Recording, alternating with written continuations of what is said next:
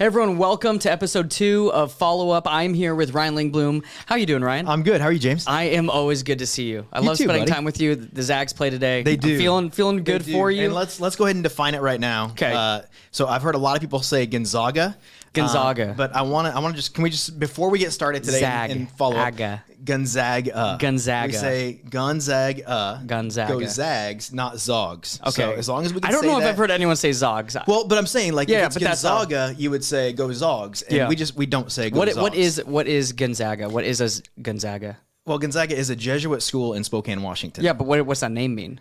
Well, It doesn't matter. I don't know. It doesn't matter. Hey, anyway, it means we good are basketball. it That's means what it good means. basketball. We are in week 2 of the sermon series called Flip the Script, and Ryan preached yesterday talking about it. And so, Ryan, what was the main idea that we kind of talked through yesterday? So yesterday was this story where we're walking through in this series kind of the last week of Jesus' life, on his way to the cross as well as on the cross. And so yesterday it was while he was on the cross, the very first words that he says on the cross. Yeah. And while he's there, he's been beaten, he's been battered, he's been tortured, he's been ridiculed, made fun of, mocked, the whole thing. I mean, he's gone through so much stuff up to this point, and here he is on the cross, and he says, "Father, forgive them." Yeah. And the main point that we walked away with yesterday was just this idea that Jesus leads with grace and follows with truth. And we see that over and over and over throughout his entire life in ministry. Every single time that he comes in contact with someone, he leads with grace and then follows with truth. He doesn't just lead with grace and leave it there. Sure. He follows with truth in that as well, but he starts with grace. Yeah, and that order is super important, I think, as followers of Jesus. Sometimes we like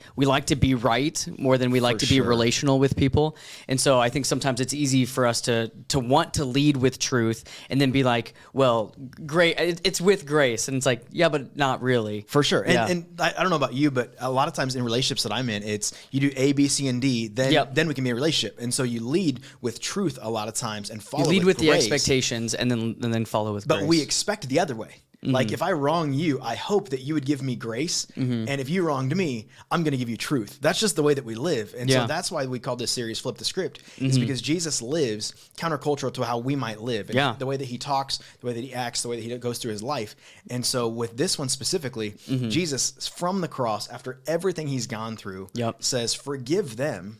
They don't even know what they're doing. Yeah, and that's after already have going through the process of being beaten and kind of going through this, like being persecuted in some of the worst ways, leading to being persecuted in like an even worse way, like later on, like going through that and just having enough grace in your heart to be able to say forgive them after they have kind of showed like these are their cards. This is like who they are and what they want from you. To still say after that, knowing that they're not going to turn from it and still have that much grace is incredible. So what was the passage that we were reading in? Would you mind reading a little bit of where we were yesterday? I know we were in Luke 23. Yeah, we're in Luke 23. And so one of the scriptures that we read yesterday was just Luke 23, starting in verse 32. It says these words, it says, 2 other men, both criminals, were also led out with him to be executed.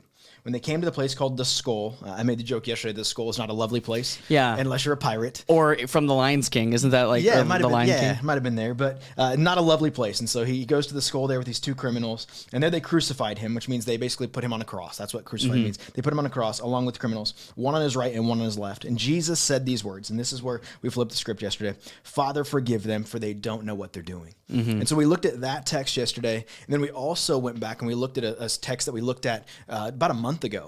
Talking about the woman who was caught in adultery. And how Jesus led with grace there as well. That this woman was brought before Jesus, and when she's brought before Jesus, caught in this act of adultery, they all were asking the question, should we stone her? Should we stone her? And they weren't trying to kill this woman. All they were trying to do was trap Jesus in this moment. Because Jesus, if he said stone her in this moment, he would have been going against Jewish law. Or he would have been going with Jewish law, but against the Roman law. And if he said don't stone her, he would have done the opposite. And so they were just trying to get people to stop following him. It's a lose-lose. It was a lose-lose for Jesus. And what Jesus does, instead of answering the question, Jesus bends down and starts drawing in the sand. And I love that picture of Jesus because they continue to ask him, what should we do? What should we do? What should we do? And he's just doodling in the sand, doing whatever he does in the sand. And then as he's doing that, he pops up and he says, all right, any one of you who doesn't have sin, you cast the first stone. Because I can imagine these guys, they've all got stones in their hand, they're all ready to go. And that's the truth. He's like leaning into the truth. He's leaning into the truth. And so he's like, yeah, this is what it says. So whoever is without sin can be the first one to throw the truth. Yeah. And then all these guys, one by one, the Bible says, the oldest ones to the youngest. I love that they really picture that out. You know? I think that's really important. The older guys are like, well, I guess that's me, and starts dropping their stone and walks away. And then the younger guys do the same. And then it's just Jesus and this woman left. That's all that's left after this. They've brought this woman. She's been caught in a humiliating circumstance. And all they want to do is humiliate her and trap Jesus. And in the process of all this, Jesus goes up to her and he says, hey, where's your accusers? And she says, they're all gone. And he says, all right, neither do I condemn you.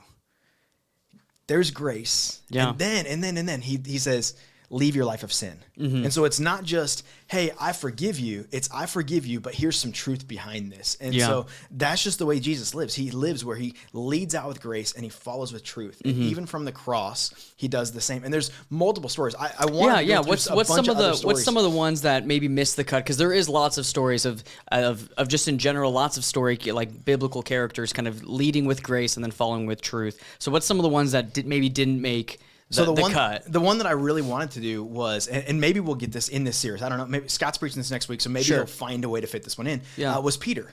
You know, Peter was Jesus' most vocal supporter. He was, anytime Jesus said something, Peter would, I'm right there with you, man. And Peter, in the end, denies Christ 3 times.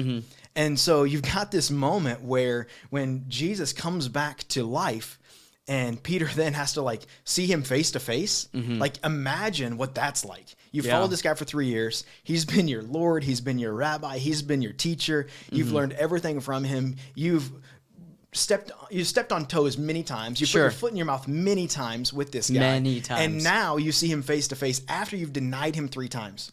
And Jesus leads with grace with him. And he says, hey, do you love me, Peter? And Peter goes, I love you. And Jesus says, then feed my sheep. Jesus is setting him up to enhance the church, to start the church, to grow the church. And so he's giving him an opportunity in this moment by leading with grace and following with truth. And he's saying, do you love me? And Peter's like, yes, I love you.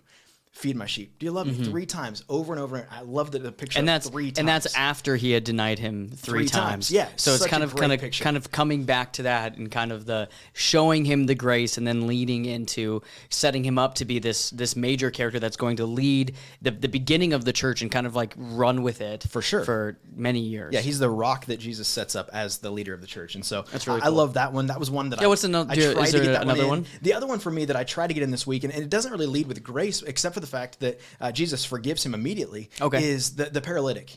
The guy who has 4 friends who carry him. Just imagine this moment for a second where Jesus is teaching. He's teaching in this crowded house. The Bible says there's no place for people to get in the door. It's a great story. It's kind of a funny story. These 4 dudes are like, we just got to get this guy to Jesus. If all we can do is get this guy to Jesus, so they climb up on the roof, and I can imagine Jesus preaching, and I would just imagine that Jesus is like spitting fire. Like he's preaching good. He's preaching real good. Well, I mean, all those people are obviously cramming in windows. They want to hear this thing. Everyone's leaning in. So like the focus is there. So obviously he's saying something good. For sure. And as he's teaching, like all of a sudden the roof just starts falling down. These guys are ripping stuff apart from the roof, and then they just drop this dude in, and then Jesus looks at this guy in the midst of like, I mean, he's probably on point 2. I was saying, I wonder at what point did he stop? And he's somebody's playing the keys behind him. We're gonna take a short intermission because some guys are ripping the roof apart. We got something going on up here, and we got to figure this out. What if that's your house? Right? What's going on up there? I'd be like, Jesus, can you fix this? I was like, anyway, so they drop this dude down, and then Jesus looks at this guy, and he says, your sins are forgiven. First, because of the faithfulness of your friends, because of the love of your friends, because your friends were so willing to get you to me, your sins are forgiven. He doesn't say get up and walk yet. He forgives him in that moment first. And so for me, that's just a great picture of who Jesus is. Yeah. That this guy had a need, and his need was he wanted to walk. But Jesus saw a greater need in him, just like each of these individuals, just like these criminals on the cross, just like all the people who hurled insults at him, just like every single person that Jesus comes in contact with, Jesus sees a greater need in these moments, and the need is for forgiveness. And so that's why he leads with grace and follows with truth. That's powerful. So we had a couple different takeaways from the day, and so we know obviously like it is a struggle to lead with grace when we want to lead with truth, and when we feel like we have when we have the right to lead with truth, that's when it's really hard to lead with grace. So like sometimes that's one of those things that's a lot easier said than done, of leading with grace and follow with truth. So what are some takeaways that we can take from these scriptures that we've been talking about, and then also just this idea of leading with grace in our everyday life? Yeah, so for Jesus, as I look at, here's a guy who, in the midst of everything he went through, his first words were, Father, forgive them. His first words were prayer. And so I think for you and I, and for every single person, if we could just live out this life that Jesus lives, in a way of saying, when I'm wronged, I'm just going to pray. When someone does something wrong to me, when someone mistreats me, when someone says something bad about me, oftentimes that's the last thing we would choose to do. And I love the picture of Jesus here, because Jesus prays first. Yeah. He immediately prays in that moment. We don't do that. And so when you're wrong and I'm wrong, it might not change the situation, it might not change the person, but it might change your attitude and how you look at it, and how the outlook looks for your own life, to say, you know what? When I'm wronged, when someone does something to me, I'm just going to pray first. I'm going to start there. And that kind of even comes back to the idea of, right, we don't want to be a reactive people. Like when something happens, we don't want to react to things. Like like we have a puppy, right? So she does like play biting in the morning when she wakes up. She's a little extra bitey because she wants to play. And it's easy to, like, I'm kind of like half asleep, I feel like a little nibble on me, to just react, right? But like, we're called to be a proactive people. So if we're always just in this mode of reacting, if someone wrongs me, I'm going to react immediately back. For sure. We're probably never going to respond with grace. So by being proactive and kind of stepping aside, I think and by praying, it kind of focuses, you're now getting into the proactive of like that side of reacting to the situation. I think that's phenomenal. Yeah, it changes your perspective. Yeah, for sure. So what's another takeaway that we have? I see here it says forgiveness was a lifestyle that Jesus lived out daily with people he encountered. Can you kind of walk us through that a little bit? Yeah, and that was just some of the stories I talked about, that every single person he came in contact with, that was the first thing he did. He went to them and gave forgiveness immediately. That it wasn't something that he was just going to let go by the wayside, that's where he wanted to start. And so he started with grace each time and started with forgiveness. And so if we could live that same way of saying, you know what, I'm going to be proactive in the way that I forgive people. And when they wrong me, when they say something bad about me, when they do something to me, I'm going to be proactive in this moment. And so I think we can follow Jesus' example of that. But maybe more than that, I think we need to start with grace for ourselves. Yeah. I don't know about you. I'm incredibly hard on myself. And so because I'm incredibly hard on myself, I just oftentimes won't start with grace for myself. And so if Jesus is willing to start with grace for me, how much more do I need to do that? And so I look at my own life and realize there's some things in my life that I need to start with grace for myself on. Yeah, I think, I mean, this conversation started online yesterday. Someone was commenting, kind of talking about the feeling guilty for like the things that they've done in their life. And I think that is a natural, when you kind of realize how far you've gone from God, or how far we are from God. When you see that gap and acknowledge it, I think there's a natural amount of guilt, but we're not called to stay in this place of guilt. Like, we are called to be set free from the guilt because of what Jesus has done, because Jesus had enough grace to say, Father, forgive them. They know not what they do. That also extends to you and myself. For sure. When you've done things that you didn't know what you were doing, like in that sense of like, and that doesn't mean like they didn't, like, they knew that what they were persecuting Jesus. It's not like hey, they didn't know that this was going to end this way. It's like, no, they're just missing the point. They're missing the point of the relationships that God is like trying to bring us into, and they're missing it. And so we have to also give ourselves grace for the ways that we miss the point. For sure. Yeah, I said something yesterday. I said innocence doesn't equal, ignorance doesn't equal innocence. Yep. And so for us, as we look at our own lives, a lot of times we don't know what we're doing. We don't have a clue as to the ramifications of what is taking place in our sin, in our guilt, in our pain, in our shame. And so because of that doesn't mean we're innocent. It still means that Jesus forgives. It still means that we have grace in Jesus, but it doesn't mean that we're innocent in that moment. Sure. I think for me, and maybe you're the same way, when it comes to my own ability to forgive others or to forgive myself, I have to always go back and look at just this picture of who Jesus is. That if Jesus is going to live this way, and my goal in life is to look more and more like Jesus, to live and love, of course, just like Jesus. And so if that's my goal in life, then I want to make sure that I look like him in the way that I act and talk and forgive others. That's good. So we have some action steps kind of what we talked about, kind of like summing up this whole conversation of, so when we're wronged, we need to pray first. We need to pray first. And then we need to start with grace for ourselves. And I think if those are things that we're able to kind of bring into our week, whether it's our workplaces, relationships, family, friends, when we're able to wrong, not react and pray first and start with grace for ourselves, I think we'll be much better on the path of being more like Jesus and how he often flipped the script in our own relationships. Absolutely. So Ryan, where are we headed? So Scott's preaching this week. Scott's up this next week. Do you know what he's talking about this week? So he is actually gonna close this series out. Okay. Right before Easter. I love that we're kind of walking right into Easter with this series because it sets up Easter really, really well. And so he is going to be praying. He's going to be preaching on "It is finished," the last words. So I did the first words from the cross. He's going to be the last words from the cross. Is "It is finished," and I'm excited. I'm excited, one, because Scott's going to be back. And two, I'm excited because here is some great words that I'm excited to see how he flips the script on this one.